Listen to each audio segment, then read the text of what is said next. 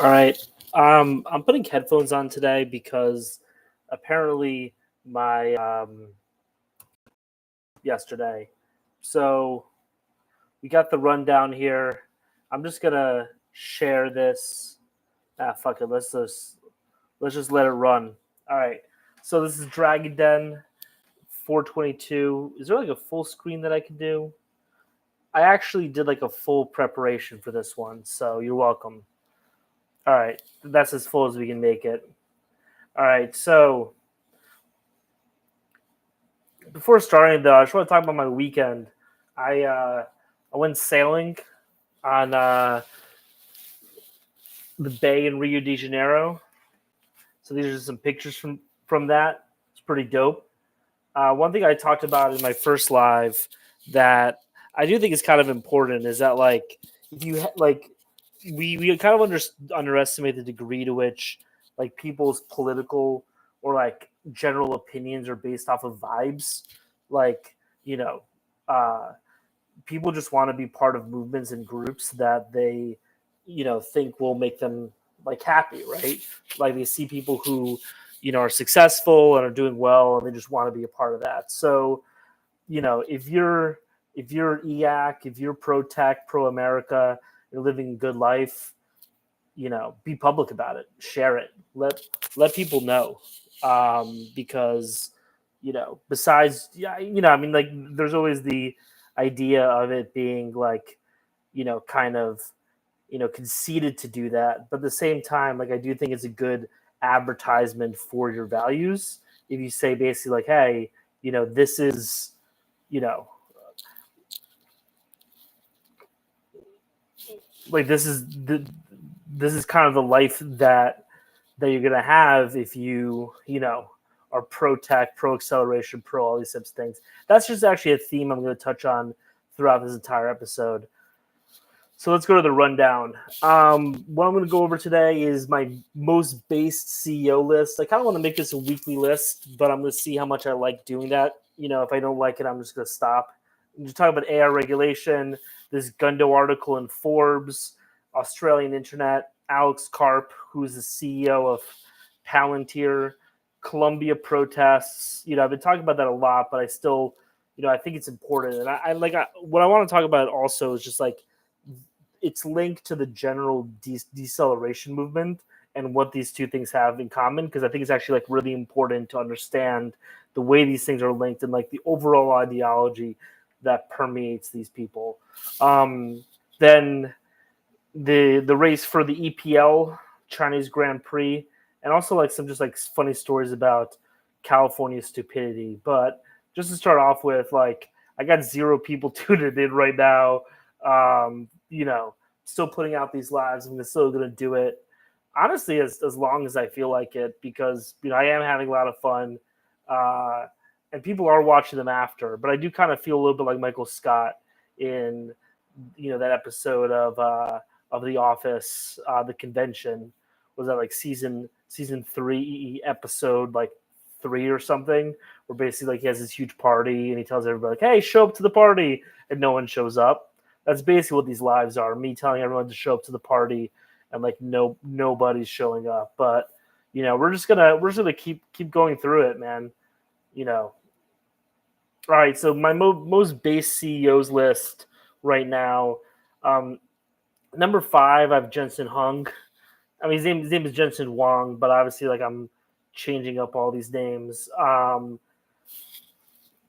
mean, Nvidia stock's been in free fall, so like that's kind of been hurting my portfolio. So I'm not going to give him the number 1 spot right now, but overall, Nvidia is kind of key to the AI revolution. So obviously, he's got to be on the list. Then from there, Act Daddy, Bill Ackman. I feel like Bill Ackman is kind of like Mark Cuban a little bit, where like, he people outside of finance think that he's a lot more impressive than he actually is. Whereas people within finance, like if you talk to people in finance, they kind of laugh at him a little bit. But he has a good public persona, and also, as I'm going to talk about, one of the big issues right now is the Colombia protests, and he has been on the right side of that pretty consistently. So I'm putting him on this list. Elon, just like, Elon. And then Alex Karp, who I'm going to go into a lot more, but like has just had some great videos. And also, Palantir is just such a dope company. But like number one on the list has got to be Zuckerberg. Mark has made this transformation from like the prototypical like Aspie nerd that everyone kind of makes fun of into this like Chad. And not only that, like, I made a video about this the other day, like the big question that we've had so far is like who in the AI space are we kind of really rooting for, because Microsoft has gotten like really hard into regulatory capture. Elon has also been going hard on regulatory capture. Like he wants regulation. And then we have Google, which has just been like, we all saw the Google Gemini mess. So the question is like, who is like the AI person that like we can really get behind? And it seems to be Zuck. Like he, has really, he released Llama, making it open source, making it free. And I think he's trying to just run OpenAI out of business. And like, I'm here for it. All right. So now let's talk about AI regulation a little bit. So as I kind of said, like Microsoft has been going full on AI regulation. They really want regulatory capture. And like, it's not just Microsoft, like OpenAI, you have to remember, is a Microsoft sock puppet. So whenever you're OpenAI, you do kind of have to hear Microsoft. And so Microsoft right now, because of that whole OpenAI drama of the year, earlier in the year, they basically made like two AI departments of Microsoft. There's OpenAI, and then there's Microsoft AI. And the CEO is, Mustafa Solomon. We covered this earlier. And he's really talking about like how important regulations are. Hopefully this audio plays for you guys.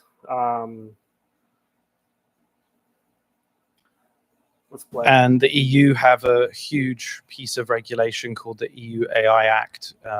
President Joe Biden has, got his own, set of proposals, and we've been working with both, Rishi Sunak and Biden, and trying to contribute and shape it in the best way that we can. Look, it isn't going to happen without regulation. So regulation is essential. It's critical.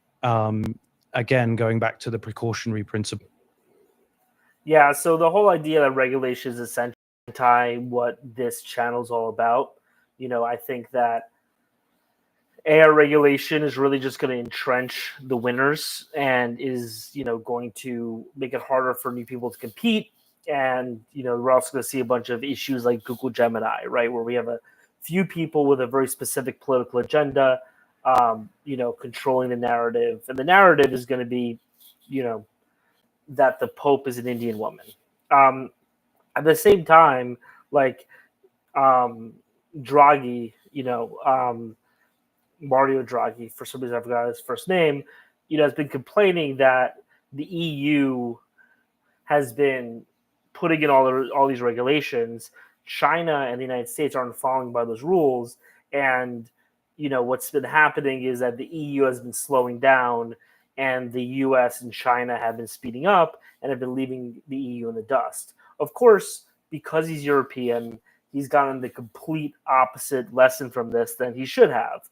The lesson he should have gotten from this is, okay, well, you probably should start deregulating so you can be more competitive. Nope. Instead, his solution is that China and the US need to regulate, and somehow the EU is going to force us to do it. And we fought a war about not having to listen to the EU, and we're not going to do it. Hopefully, there's always, the fear that there's a whole group of people in the United States who want America to be more like Europe, and the fear is that we're going to start listening to those people, and that we're going to start slowing down. I've shared this article, this like graph before, but like I'm just gonna pull it up and share it again. This is here. Just let me.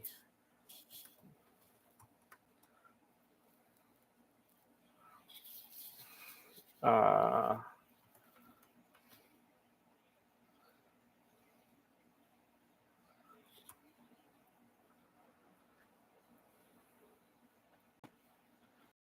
this is GDP per capita, right? As you see, the United States has always been richer than Europe, post World War II, but it's never been like by that much. Like if you compare like 1976, the United States is 9,000 a person, the EU is 5,000. I mean that's a pretty big gap, but it's not like huge, right?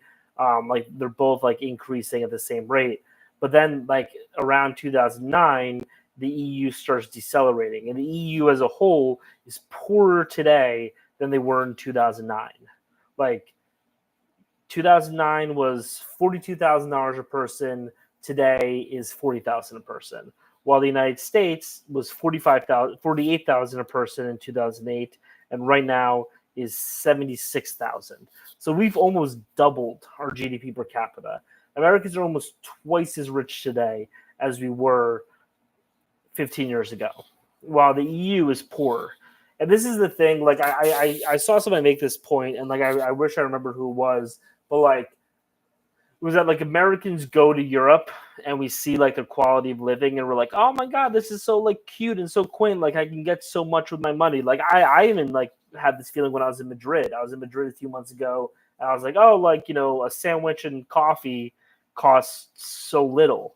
But the reason for that is because it's a poor place. And I'm making money in dollars and I'm spending it in euros, which used to be like, going to like Cambodia.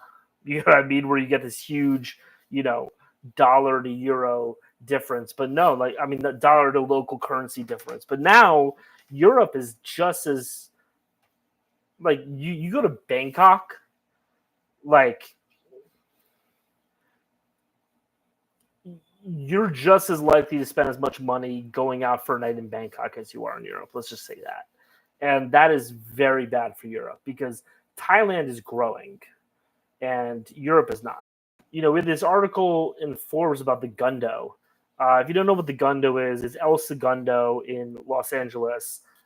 Basically, just like a huge, huge group of deep tech defense founders who just love America, love building shit, love accelerationism, and are just like literally like everything that you want in a group of people.